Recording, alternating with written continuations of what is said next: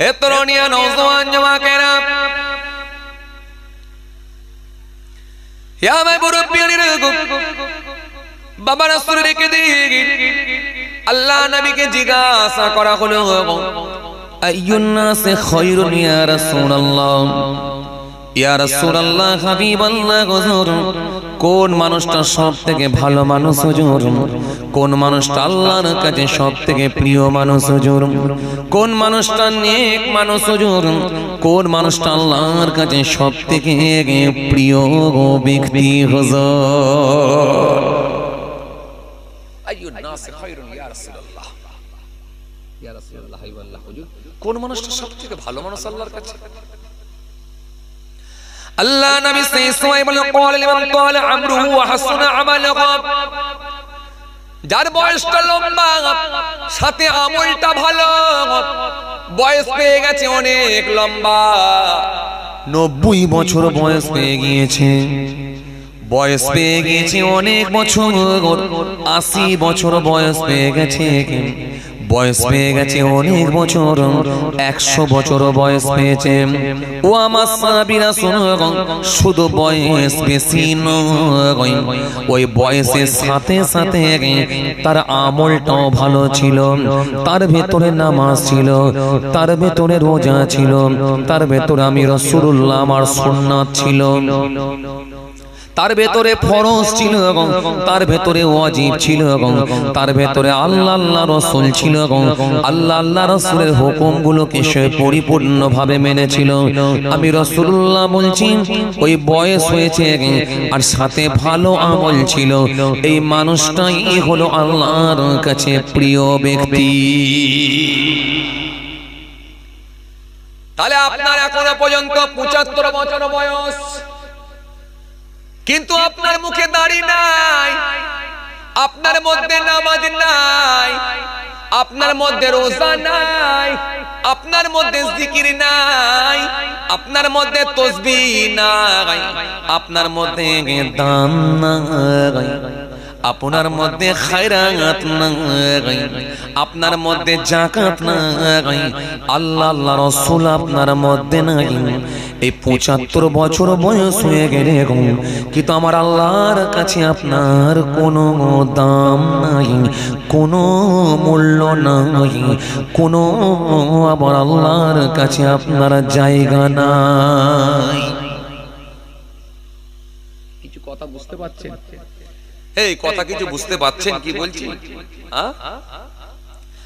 আর আপনার বয়স হয়ে গিয়েছে 82 বছর, আপনার ভেতরে নামাজ আছে, আপনার ভেতরে রোজা আছে, আপনার ভেতরে যাকাত আছে, আপনার ভেতরে তাসবিহ আছে, আপনার ভেতরে আওকাত ছিল, হজ আছে, যাকাত আছে, আপনার ভেতরে আত্মীয়র সঙ্গে সুসম্পর্ক আছে, আল্লাহ আল্লাহ রাসূল আপনার মধ্যে আছে। আপনার ওই 82 বছর বয়স, নবী বলছেন ওই মানুষটা আল্লাহর কাছে প্রিয় ব্যক্তি।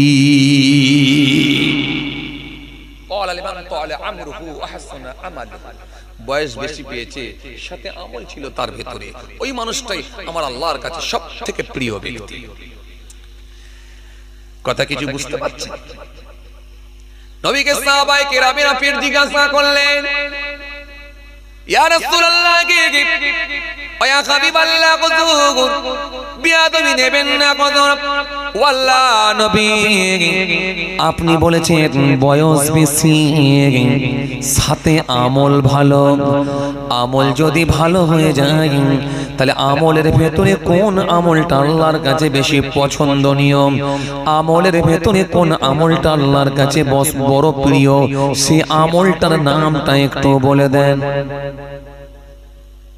আমল তো অনেক আছে, আমল তো অনেক আছে, আমল তো অনেক আছে, ভালো কাজ তো অনেক আছে, দাড়ি রাখবে সেটাও ভালো কাজ, তাসবিহ পড়বে সেটাও ভালো কাজ, পথের হক আদায় করবে সেটাও ভালো কাজ, পথের হক আদায় করবে সেটাও ভালো কাজ, সুন্নতি লেবাস পরবে সেটাও ভালো কাজ, মা বাপের সঙ্গে ভালো আচরণ করবে সেটাও ভালো কাজ, আত্মীয়ের সঙ্গে সুসম্পর্ক রাখবে সেটাও হলো ভালো কাজ।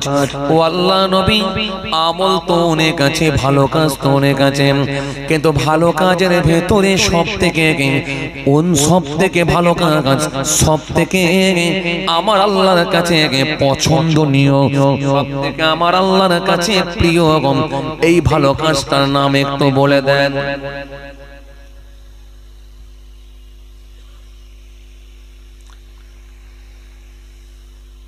আইয়ুল আমাল আহাব্বু ইল্লাহ আযজা ওয়া জাল। ইয়া রাসূলুল্লাহ, হাবিবাল্লাহ, আমলের ভিতরে সবথেকে ভালো আমল কোনটা হলো? আল্লাহ নবীকে যখন জিজ্ঞাসা করা হলো, হুজুর কোন আমলটা ভালো, কোন ইবাদতটা ভালো, কোনটা আমার আল্লাহর কাছে পছন্দনীয় হুজুর? আল্লাহ নবী সেই সময় বলল, আমার সাহাবীরা শোনো, আমি রাসূলুল্লাহ বলি সব থেকে আমার আল্লাহর কাছে পছন্দনীয় আমল, ভালো কাজ হলো ক্বালা আস-সালাতু আলা ওয়াক্তিহা, নামাজের সময়ে নামাজ পড়ে নেওয়া। জোরে হবে না? আরো জোরে হয় না?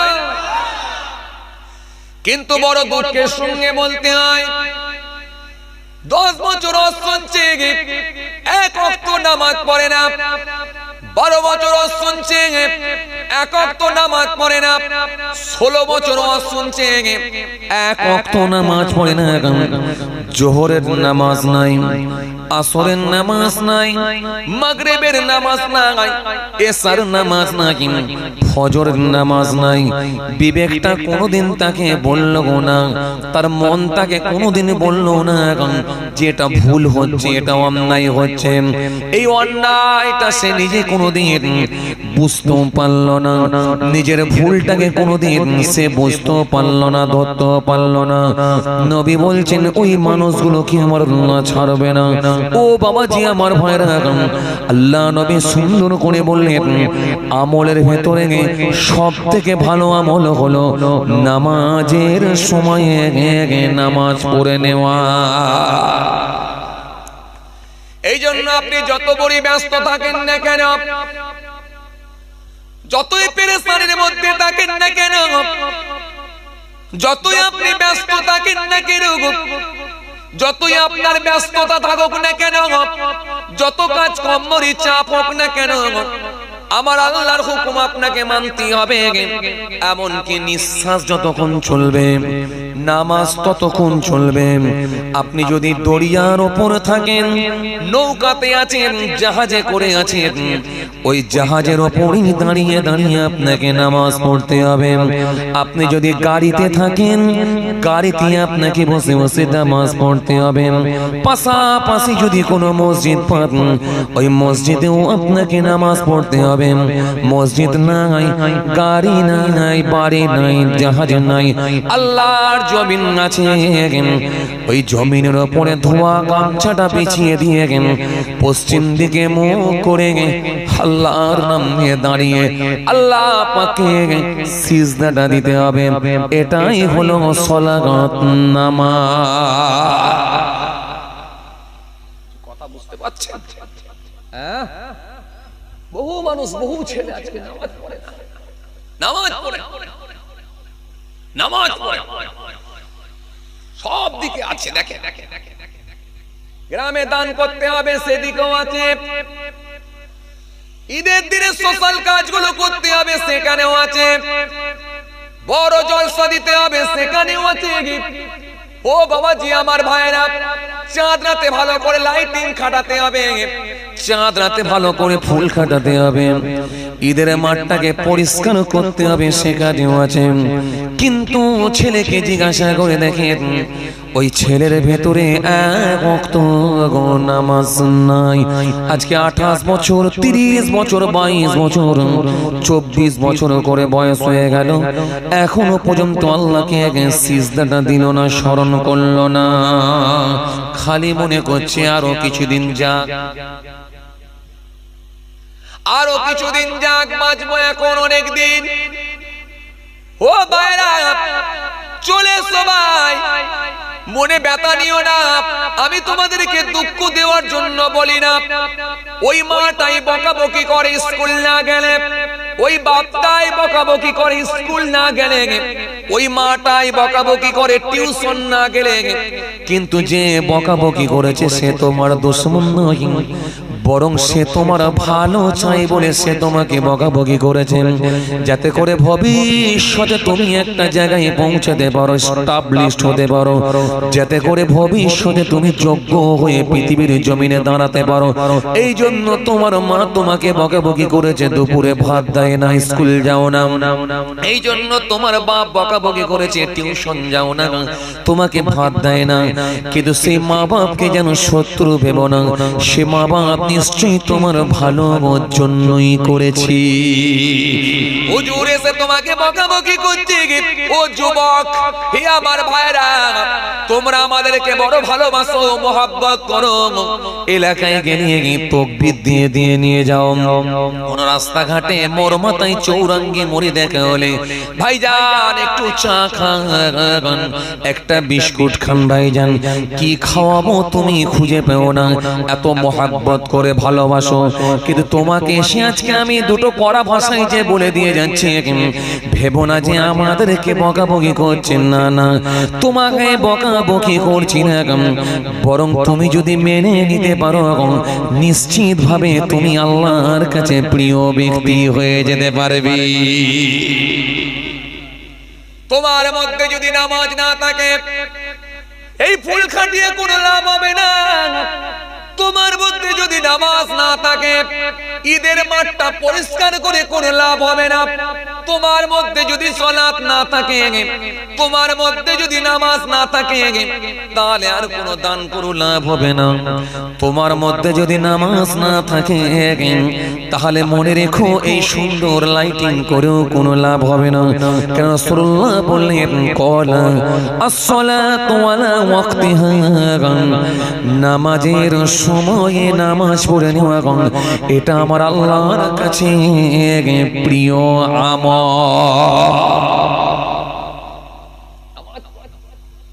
আর একমাত্র নামাজি পারে মানুষকে অন্যায় মুক্ত করতে, নামাজি পারে মানুষকে পাপ মুক্ত করতে। আজকে এত অন্যায় কেন বাড়ছে বলো? খুন বেড়ে যাচ্ছে, নারী নির্যাতন বেড়ে যাচ্ছে, হিংসা বেড়ে যাচ্ছে, জুলুম বেড়ে যাচ্ছে, প্রতারক বেড়ে যাচ্ছে, মিথ্যেবাদী বেড়ে যাচ্ছে, জমির আল কেটে কেটে বাড়িয়ে নেওয়ার লোক বেড়ে যাচ্ছে, মিথ্যা কথার উপরে পণ্য বিক্রি করার লোক বেড়ে যাচ্ছে, আমানতের খেয়ানত বেড়ে যাচ্ছে। এই মানুষ কখনো ভালো হতে পারবে না যদি একমাত্র ধর্ম তাদের মধ্যে না থাকে। ধর্ম যদি তাদের ভেতরে থাকে, তারা যদি নামাজ আদায় করে, এই নামাজই তাকে একমাত্র অন্যায় মুক্ত করতে পারে। হবে না? তুমি জোহরের নামাজ যখন পড়ে নেবে, এই জোহর থেকে নিয়ে আসর পর্যন্ত, এই জোহর থেকে নিয়ে আসর পর্যন্ত এই যে মাঝখানে একটা গ্যাপ, তুমি যদি 5 ওয়াক্ত নামাজি হতে পারো, তোমার বুকের ভেতরে এমন ভাবে ভয় ভীতি ঢুকে যাবে, এই জোহরের নামাজ থেকে নিয়ে যখন আসরের নামাজ আসবে, তুমি অন্যায় কাজের দিকে অগ্রসর হলো কিন্তু করতে পারবে না, দাঁড়িয়ে যাবে। কেন? তোমার বুকের ভেতরে সেই ভয়টা কাজ করবে, মালিক রব, আমি তো এখনই তোমাকে স্মরণ করব, আসরের নামাজ পড়ব, আর এই অন্যায় কাজটা আমি কেমন করে করতে পারি? পারবে না, পারবে না, পারবে না। আসরের নামাজ পড়ে যখন কোনো অন্যায় কাজের দিকে যাবে, অমনি দেখবে মাগরিবের নামাজ তোমাকে মাঝে মাঝে স্মরণ করিয়ে দেবে, বান্দা এখনই তো তুমি মাগরিবের নামাজ পড়বে, তুমি আসরের নামাজ পড়ে এসেছো, তুমি কেমন করে অন্যায় কাজ করতে যাচ্ছ। ওই মাগরিবের নামাজটাকে যখন স্মরণ করিয়ে দেবে, ওই বান্দাটার দেখবে, ওই বান্দাটার দেখবে অন্যায় কাজের দিকে ধাবিত হতে পারবে না। মাগরিবের নামাজ নামাজ পড়ে যখন কোন অন্যায় কাজের দিকে ধাবিত হবে অমনি দেখবে এসার নামাজের কথা তার মনে আসবে, এখনই তো আমি আল্লাহকে স্মরণ করব গো, আর আমি কেমন করে আমি এখনই অন্যায় কাজের দিকে যাব। না না না না না, তার বুকের ভেতরে ভয় ঢুকে যাবে। এসার নামাজ পড়ে বান্দা যখন খেয়ে দিয়ে শোবে আবার ফজরের কথা স্মরণে আসবে। এজন্য কোরআন শরীফের মধ্যে আল্লাহ সুন্দর করে বললেন, ইন্নাস সালাতা তানহা আনিল ফাহশাই ওয়াল মুনকার, নিশ্চয় নামাজ সমস্ত রকমের অশ্লীলতা থেকে, নিশ্চয় নামাজ সমস্ত রকমের অন্যায় কাজ থেকে মানুষকে দূরে রাখতে পারে, নিশ্চয় নামাজ সমস্ত রকমের পাপ কর্মগুলো থেকে মানুষকে বাঁচাতে পারি। আল্লাহ কি বললেন? আল্লাহ বললেন নিশ্চয় নামাজ সমস্ত রকমের অন্যায় কাজ থেকে মানুষকে দূরে রাখতে পারে। কিছু কথা বুঝতে পারছেন? এই কথা কিছু শুনছেন? যুবক ভাইরা শুনছেন? এই নামাজ সমস্ত রকমের অন্যায় কাজ থেকে মানুষকে দূরে রাখবে। কে বলছে? আল্লাহ বলছে। আর সেই নামাজই যদি আপনার ভেতরে না থাকে, হিংসা বাড়বে না, অহমিকা বাড়ে আসবে না, প্রতারণার খাতায় নাম উঠবে না, মিথ্যার খাতায় নাম উঠবে না, লোকে ঝেড়ে ঝুড়ে নিয়ে বেরিয়ে যাবো এই মানসিকতা তৈরি হবে না, বাম্মাকে হাইব্রিড খুশি দেখাতে পিছপা হবে না। একমাত্র নামাজ আপনাকে সমস্ত রকম অন্যায় থেকে দূরে রাখতে পারে। এই রাসূলুল্লাহ বললেন সবথেকে ভালো আমল সেটা হলো সালাত, নামাজ। এই নামাজটাকে যদি সে পড়তে পারে, কায়েম করতে পারে, আর আল্লাহ তাকে বড় পছন্দ করেন, ভালোবেসে নেন। সবাই নামাজি হয়ে যান, নামাজি হয়ে যান। আল্লাহর রাস্তায় বলছি নামাজি হয়ে যান, হাতে ধরে পায়ে ধরে বলছি নামাজি হয়ে যান, নামাজি হয়ে যান, নামাজি হয়ে যান। আপনারা তাদের মুখে দাড়ি নাই, বয়স হয়েছে 40 বছর 50 বছর করে বয়স হলো, এই মুখে দাড়িটা রাখেন, আল্লাহর রাস্তায় রাখেন। আর কি অনেকদিন তো হলো, নাতি নাতনি হয়ে গেল, সংসার হয়েছে, নাতি নাতনি হয়ে গেছে, ছেলের বিয়ে শাদী হয়েছে, বৌমা হয়ে গেছে, আবার কি আল্লাহ দাড়িটা রাখে। কথা কিছু বুঝতে পারছেন বাবাজি? ভাইরা আমার, বন্ধুরা আমার, সাথী মোহাব্বতের ভাইরা, ভুল বুঝবেন না, রাগ করবেন না। এই নামাজ আপনাকে সমস্ত রকমের অন্যায় কাজ থেকে দূরে রাখবে। এই জন্য আমার নবী সুন্দর করে বললেন, শোনো, এই নামাজ পড়ে যখন তুমি অভ্যস্ত হয়ে যাবে, এই নামাজে যখন তুমি লেগে থাকবে, সমস্ত রকমের পাপ কর্মগুলো থেকে বেঁচে থাকবে, তুমি মুমিন ইমানদার হয়ে যাবে, তখন তুমি মিলিয়ে নিতে পারবে, বেছে নিতে পারবে। আল্লাহ নবী সুন্দর করে বললেন, সুন্দর করে হাদিস দিলেন। হাদিসটা সাথে উমামা থেকে বর্ণিত হাদিস, ওয়া নবী উমামা আন্না রাজুলান সাআলা রাসূলুল্লাহ সাল্লাল্লাহু আলাইহি ওয়াসাল্লাম মাল ঈমান ক্বালা ইযা সাররাতকা হাসানাতুকা ওয়া সাআতকা সাইয়্যাতুকা ফাআনতা মুমিনুন।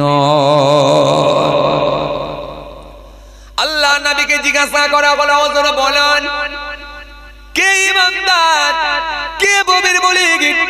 আল্লাহ নবী সুন্দর করে বললেন, ক্বালা ইযা সাররাতকা হাসানাতুকা ওয়া সাআতকা সাইয়্যাতুকা ফাআনতা মুমিনুন। আমি নবী বলি সেই মানুষটাই হলো ইমানদার হয়ে যাবে, যে মানুষটা কোনো ভালো কাজ করবে, ভালো কাজ করার সাথে সাথে আনন্দিত হবে, তৃপ্তি পাবে, তার মধ্যে দেখবে একটা মজা চলে আসবে। আজকে এখানে যারা ইশার নামাজ পড়ে এসে বসে আছে, ওনাদেরকে একবার জিজ্ঞাসা করে দেখেন ওনাদের মধ্যে কত আনন্দ আছে, জিজ্ঞেস করে দেখেন ওনাদের মধ্যে যে অনুভূতিটা আছে, মজাটা যেটা পেয়েছে, তৃপ্তি যেটা পেয়েছে, যে অনুভূতি এসেছে, এটা একমাত্র ইশার নামাজ পড়ে যারা বসেছে তারাই জানে। কিন্তু যাদের ভেতরে নামাজ হয় না, তাদেরকে জিজ্ঞাসা করে দেখো মনের দিক দিয়ে এখন ব্যতীত হচ্ছে কি হয় না?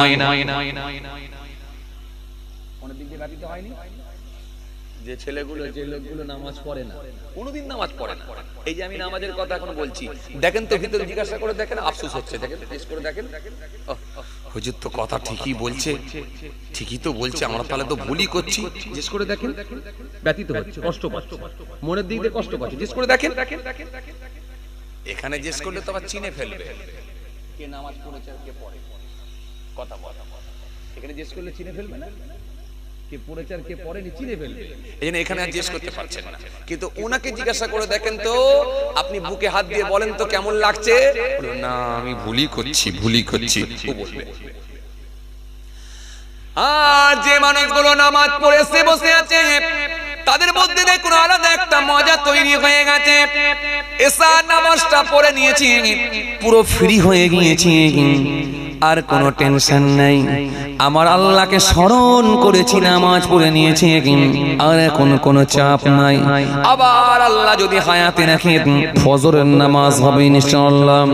ও বাবাজি আমার ভাইরা, এইভাবে যখন আপনি নামাজের সঙ্গে লেগে থাকবেন, এই নামাজ আপনাকে গার্ড করবে, আটকাবে, কোনো অন্যায় কাজের দিকে যেতে দেবে না। 5 ওয়াক্ত নামাজ আপনাকে ঘিরে রাখবে। আর এই নামাজ যদি আপনাকে পৃথিবীর জমিনে পাপ থেকে ঘিরে রাখতে পারে, আপনি যখন কবরে চলে যাবেন, কবরে যাওয়ার পরে দেখবেন আপনার এই আমল, আপনার এই নামাজ তখনও দেখবেন মাথার দিকে এসে গার্ড করবে।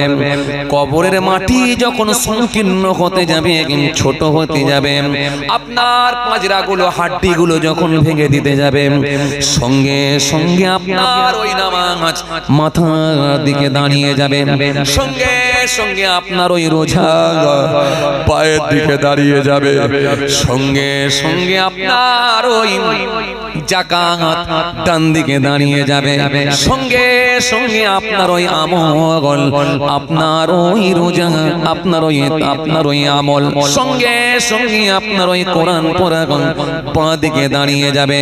আমলগুলো চারিদিকে এমন ভাবে গাঁট করবে, কবরের মাটি আপনার জন্য সংকীর্ণ হতে দেবে না।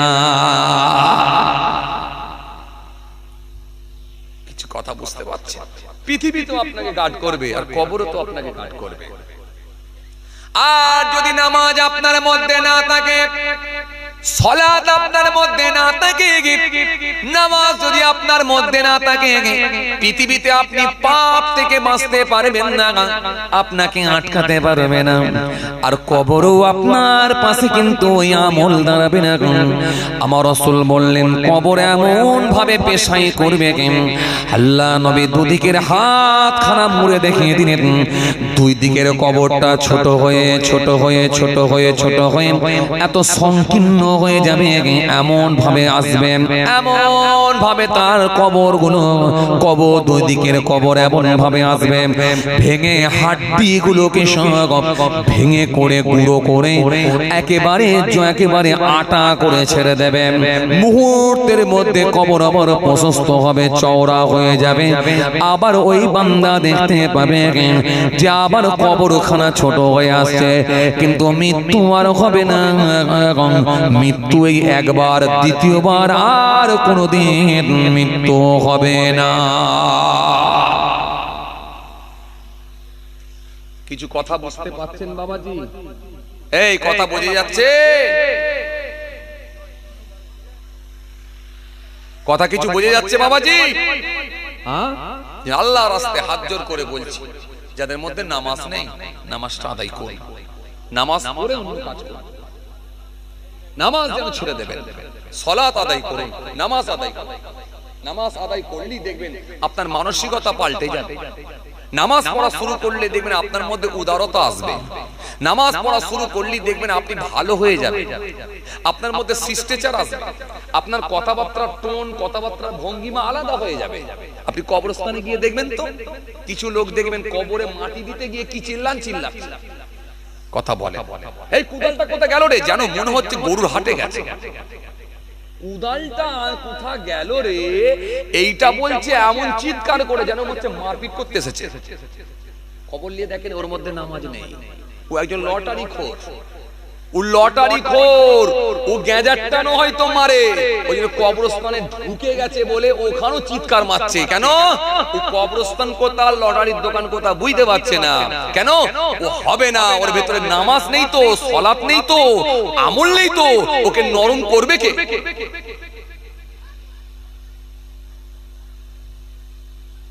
একটা ইমাম সাহেবকে দেখেন তো, একটা হাজি সাহেবকে দেখেন তো, একটা নামাজি লোককে দেখেন তো, সেও তো কবরে যাচ্ছে, টুক টুক টুক টুক করে নরম সুরে মার্জিত ভাষায় আস্তে আস্তে দোয়া পড়ে আল্লাহর নাম নিয়ে চোখ ভরা পানি নিয়ে মাইয়েতকে মাটি দিয়ে চলে আসছে। সে জানছে আল্লাহ আর কদিন রেখেছো আমাকেও জানি না, আমারও বুকের উপরে মাটি দিয়ে চলে আসবে। তার কার্যকলাপ, তার কর্মকাণ্ডটা দেখেন আলাদা। আর একটা লোক বেনামাজি লটারি খোর, সে দেখেন কবরস্থানে গিয়ে কি লাফান লাফাচ্ছে, কি চিল্লাচ্ছে, কি চিৎকার করছে, যেন মনে হচ্ছে এখানে হাট বসিয়ে দিয়েছে। কেন? ওর মধ্যে দিন নাই, শরীয়ত নাই, নামাজ নাই, ওকে পাল্টাবে। যে লোকটা ঘুষখোর এই মাহফিলে এসে বসেছে, এই মাহফিল থেকে তওবা করেছে, জীবনে আর ঘুষ খাবো না। যে লোকটা লটারি খোর এই মাহফিলে এসে বসেছে, এই মাহফিল থেকে তওবা করেছে, জীবনে আর কোনোদিন লটারি কাটবো না। সে মানুষগুলো এমন ভাবে পরিবর্তনের জায়গায় এসেছে, পরবর্তীকালে তারাই এক একজন আল্লাহর ওলি হয়ে চলে গেছে। একটু জোরে বলতে পারেননি? আর একটু জোরে হয়নি? আর আজকে একটা লোককে জিজ্ঞাসা করে দেখেন কত বছর ওয়াজ শুনছেন, বলবে 18 বছর ওয়াজ শুনছি। গোসলের ফরজ কটা? জানি। গামছা নিয়ে পুকুরে ঝাঁপ দিয়ে চলে আসে। গোসলের ফরজ আবার কি করে জানবে? মানে সারাটা জীবন নাপাক রয়ে গেল। এমন লোক আছে, সারাটা জীবন নাপাক হয়ে গেল, নাপাক হয়ে রয়ে গেল, নাতি নাতনি হয়ে গেল, এখনো সে নাপাক। গোসলের ফরজই জানেন। কত বড় হতে ওয়াজ শুনছেন? উনি বলছে 13 বছর ওয়াজ শুনছি। ওজুর ফরজ কটা? আমি তো ঈদ বকরিদ পড়ি, ফরজ তো জানি না। হাত ধুই, মুখ ধুই, মাথা ধুই, চলে যাই ঈদ পড়তে, ফরজ আবার কি? কিছু কথা বুঝতে পারছেন বাবা? जिसने कोशिश किया उसने पाया। যে চেষ্টা করবে সেই সফল হবে, চেষ্টা যার মধ্যে নাই সফলতা তার মধ্যে আসতে পারে না। এইটা একটা এমন মাহফিল, মনে রাখবেন এই মাহফিলের অবশ্যই গুরুত্ব আছে। আপনি ভাববেন না যেন এই মাহফিলের দরকার নেই, অবশ্যই আছে। কেন? এই মাহফিলই আপনাকে পরিবর্তনের জায়গায় আনতে পারে। এই মাহফিল করেছিলেন কে? স্বয়ং রাসূলুল্লাহ সাল্লাল্লাহু আলাইহি ওয়াসাল্লাম, তিনি এই মাহফিল করেছেন। হয়তো তৎকালীন সময়ে সেই পিরিয়ডে, আজ থেকে 1500 বছর, 1600 বছর আগেকার কথা বলছি, তখন তো এত সুন্দর লাইটিং, মাইক, প্যান্ডেল, ফুল টুল এইসব ছিল না, কিন্তু মাহফিল হয়েছে। স্বয়ং রাসূলুল্লাহ সাল্লাল্লাহু আলাইহি ওয়াসাল্লাম তিনি মাহফিল করেছেন। সাহাবায়ে কিরামেরা বসে বসে ওয়াজ শুনেছেন। সাহাবায়ে কিরামেরা বসে বসে ওয়াজ শুনেছেন। সাহাবীরা ওয়াজ করেছেন, তাবেঈনরা ওয়াজ শুনেছেন। কিছু কথা বুঝতে পারছেন? এইভাবে আল্লাহর ওলিরা ওয়াজ করেছেন। জি, খাজা গরিবে নওয়াজ তিনিও ওয়াজ করেছেন। তিনার পীর মুর্শিদ হযরত ওসমান হারুনি রাহমাতুল্লাহ আলাইহি তিনিও বসে বসে ওয়াজ করেছেন। ওসমান হারুনি রাহমাতুল্লাহ আলাইহি ওয়াজ করছেন, খাজা গরিবে নওয়াজ ওয়াজ শুনছেন। যিনি ওয়াজ করেছেন তিনিও আল্লাহর ওলি, যিনি ওয়াজ শুনেছেন তিনিও আল্লাহর ওলি। সুফি ফাতেহ আলী ওয়াইসি রাহমাতুল্লাহ আলাইহি তিনি ওয়াজ করেছেন। ফুরফুরা শরীফ পীর আবু বকর সিদ্দিক রাহমাতুল্লাহ আলাইহি দাদা হুজুর কেবলা তিনি বসে বসে ওয়াজ শুনেছেন। যিনি ওয়াজ করেছেন তিনিও আল্লাহর ওলি, আর যিনি ওয়াজ শুনেছেন তিনিও আল্লাহর ওলি হয়ে গেছেন। এত বড় বড় আল্লাহর ওলি, যে কোনো সময় আমার রাসূলুল্লাহর সঙ্গে দিদার হতো। ফুরফুরা শরীফ পীর আবু বকর সিদ্দিক রাহমাতুল্লাহ আলাইহি দাদা হুজুর কেবলা ওয়াজ করেছেন। বসিরহাট আপনাদের পাশে, বসিরহাট মাওলানা বাগ দরবার শরীফ, আল্লামা রুহুল আমিন রাহমাতুল্লাহ আলাইহি, নিসারউদ্দিন রাহমাতুল্লাহ আলাইহি, জি সুফি আল্লামা নিসারউদ্দিন রাহমাতুল্লাহ আলাইহি, সুফি আব্দুল মোমেন সাহেব রাহমাতুল্লাহ আলাইহি, পীরনগর শরীফের জাবিনে শুয়ে আছেন আমার দাদাজান হযরত আব্দুল আজিজ কেরমানি রাহমাতুল্লাহ। যারা ওয়াজ শুনেছে, দাদা হুজুরের ছোঁয়া পেয়েছে, সব এক একজন আল্লাহর ওলি হয়ে গেছে। এই মাহফিল থেকে হয়েছে। এজন্য এই মাহফিলের গুরুত্ব আছে। এজন্য নবী বলেছেন মাজলিসু ফিকি খায়রুন মিন ইবাদাতি 60 সানা। আল্লাহ নবী সুন্দর করে বললেন 60 বছর নফল ইবাদত করার থেকেও একটা দিনী মাজলিস, দিনী মাহফিল হলো আল্লাহর কাছে উত্তম, আল্লাহর কাছে অনেক প্রিয়। এজন্য মাহফিলের অনেক গুরুত্ব রয়েছে। এজন্য এই মাহফিলগুলো যখন হবে, খবরদার যেন অবহেলা করে ছেড়ে দেবেন না, অবশ্যই গিয়ে বসবেন আর চেষ্টা করবেন। আমাকে মরতে হবে, আমাকে আল্লাহর ডাকে সাড়া দিতে হবে, আমার দ্বারা এখনো কোন কোন কাজ হচ্ছে, কোনগুলো অন্যায় হচ্ছে, কোনগুলো আমি পাপের সঙ্গে এখনো জড়িয়ে আছি, কোন কাজগুলো আমার আল্লাহ অসন্তুষ্ট হতে পারে, সেগুলো নিজে সমীক্ষা করে খুঁজে খুঁজে বের করেন। অসদ আর আলহামদুলিল্লাহ কিছু জানতে বাকি নেই, সব তো জানা হয়ে গেছে আমাদের। এমন কোন ওয়াজ আছে যেটা আমাদের জানা নেই? নামাজের ওয়াজ, রোজার ওয়াজ, হজ যাকাতের ওয়াজ, দাড়ি টুপির ওয়াজ, সেবার ওয়াজ, ভ্রাতৃত্বের ওয়াজ, আদর্শের ওয়াজ, মনুষ্যত্বের ওয়াজ, ইনসানিয়াতের ওয়াজ, ঐক্যের ওয়াজ, রিলেশনের ওয়াজ, চরিত্রের ওয়াজ, কালচারের ওয়াজ, শিষ্টাচারের ওয়াজ, মা বাপের খেদমতের ওয়াজ, প্রতিবেশীর হকের ওয়াজ, আত্মীয়ের সঙ্গে সুসম্পর্ক বজায় রাখার ওয়াজ, এতিম মিসকিনের সঙ্গে ভালো আচরণের ওয়াজ, বাপ মার সঙ্গে ভালো ব্যবহার করার ওয়াজ, বড় ছোট মানামানির ওয়াজ, শিষ্টাচারের ওয়াজ, ঐক্যের ওয়াজ, রিলেশনের ওয়াজ, চরিত্রের ওয়াজ, কালচারের ওয়াজ, এমন কোন ওয়াজ নাই যেটা আমাদের জানা নাই, সব জানা। এবারে ঠিক জায়গায় ঠিক জিনিসটাকে লাগাবার চেষ্টা আমরা করি। যদি ঠিক জায়গায় ঠিক জিনিসটাকে যদি লাগাতে পারি, যদি কথাগুলোকে আমরা গুরুত্ব দিতে পারি, মূল্যায়ন করতে পারি এবং সেগুলোকে যদি মেনে চলার চেষ্টা করি, তাহলে জানবেন এই মাহফিলে এসে আমরা উপকৃত হলাম, লাভবান হলাম। কেন এই মাহফিলে আপনাকে পাল্টাবে, চেঞ্জ করবে, চেঞ্জ করবে। আর 18 বছর ওয়াজ শুনে যদি এখনো মুখে দাড়ি না ফোটে, জানবেন আপনাকে চেঞ্জ করতে পারলো না, পারলো না। 12 বছর ওয়াজ শুনে যদি এখনো গোসলের ফরজ শিখতে না পারেন, তাহলে আপনাকে পাল্টাতে পারলো না।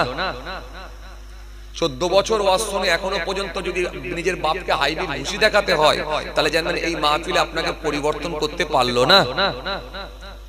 7 বছর ওয়াজ শুনে যদি এখনো পেচ্ছাপ করে পানি না নিতে পারা যায়, তাহলে এই মাহফিলে আপনাকে পাল্টাতে পারলো না। তাহলে আপনার আশা হলো, যাওয়া হলো, আর এর জন্য আল্লাহর দরবার আপনাকে ধরা খেতে হবে। কেন? এমনি তো মার খাবেন, পেচ্ছাপ করে পানি না নেওয়ার জন্য এমনি মার, আবার ডবল মার। কেন? এরম মাহফিলে গেছিস, শুনেছিস, তবুও কেন পাক হস? কিছু কথা বুঝতে পারছেন? জেনে অন্যায় করলে ডোজ বেড়ে যায়, জানেন তো নাকি?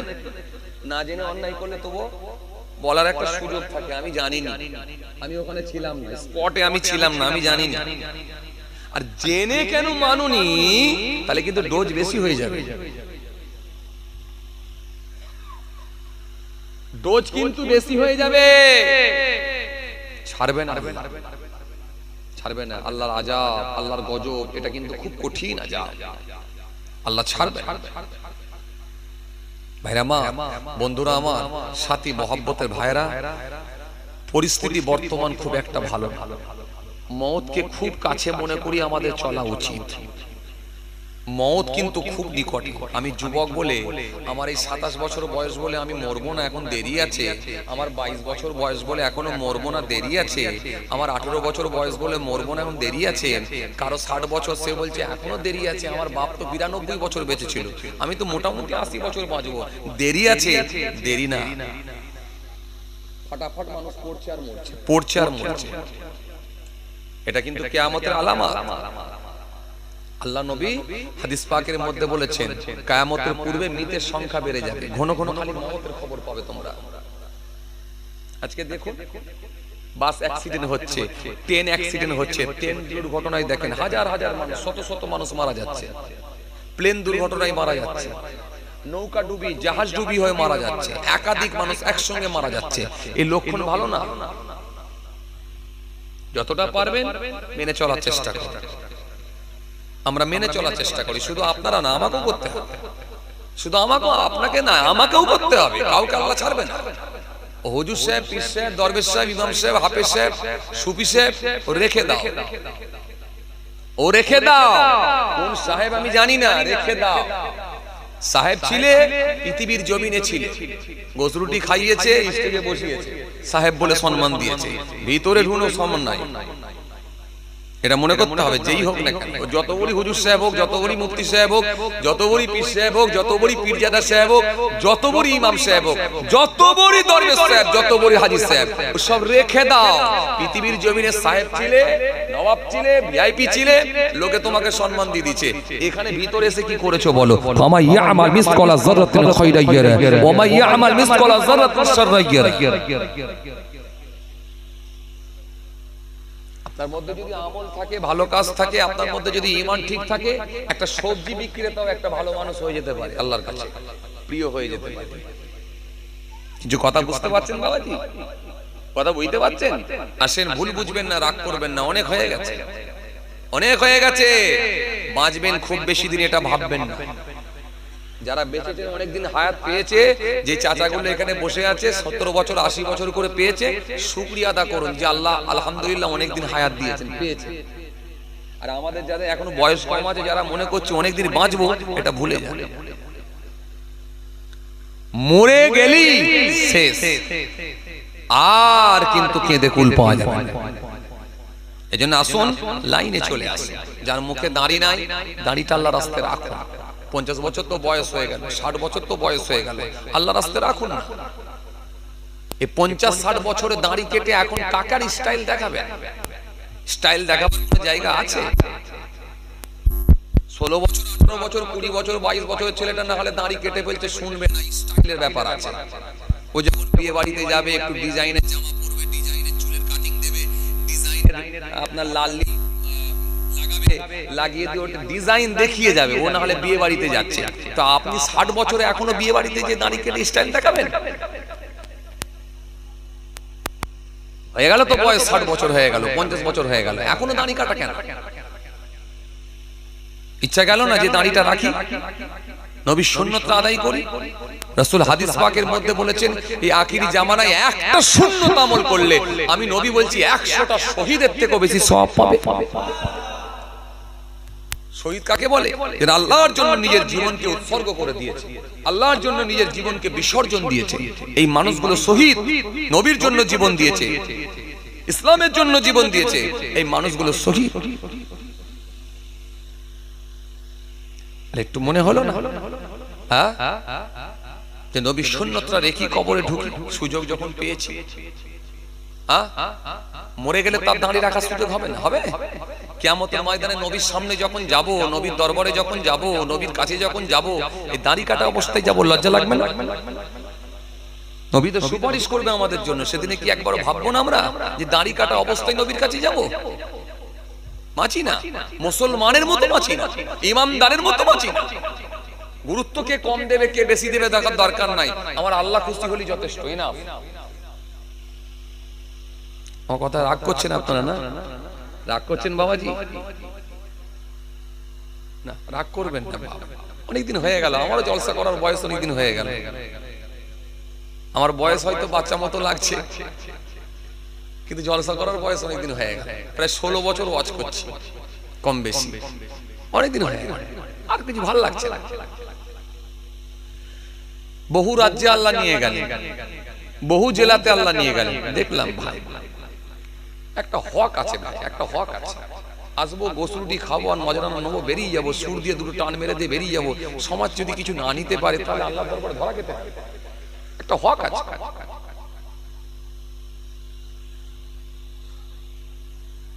নবী বললেন মেনে নিলে আমাদের জন্য আমার রাসূলুল্লাহ আছেন যথেষ্ট, কোনো টেনশন নেই, কোনো টেনশন।